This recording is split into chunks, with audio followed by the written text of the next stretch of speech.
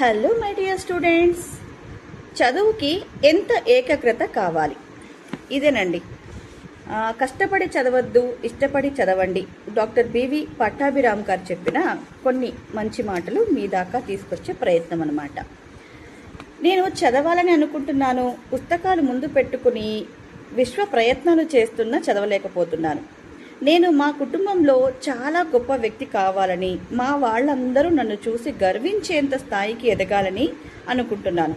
కానీ చదువు మీద ఏకాగ్రత కుదరటం లేదు. నాకెటువంటి దురలవాట్లు లేవు. నేను ఎప్పటికైనా ఐఏఎస్ కావాలనుకుంటున్నాను. కానీ పుస్తకం తెరిచేసరికి కళ్ళు మూతలు పడుతున్నాయి. ఇలాంటి స్టేట్మెంట్లు ప్రతి విద్యార్థి నోట వింటూనే ఉంటాం. ఇది కేవలం యువతరంలోనే కాదు, ఉద్యోగాలు చేసుకుంటూ చార్టెడ్ అకౌంటెంట్స్ కోర్సు చదువుతున్న వారు, ప్రైవేట్గా డిగ్రీలు చేసేవారు కూడా ఇదే రకంగా ఫీల్ అవుతూ ఉంటారు. ఈ సార్ వద్దకు వచ్చే స్టూడెంట్స్లో సగం మంది ఇదే సమస్యతో ఉంటున్నారంట. వీరి కోసమే సార్ ఒక మంచి చిట్కాను కూడా చెప్పారండి. అది నేను చెప్తాను చూడండి. ఓకే, అసలు ఏకాగ్రత అంటే ఏమిటి?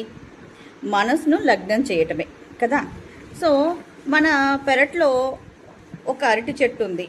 మీరు అరటికాయ తినాలనుకుంటున్నారు. ఆ చెట్టు చుట్టూరు 10 పిచ్చి మొక్కలు ఉన్నాయి.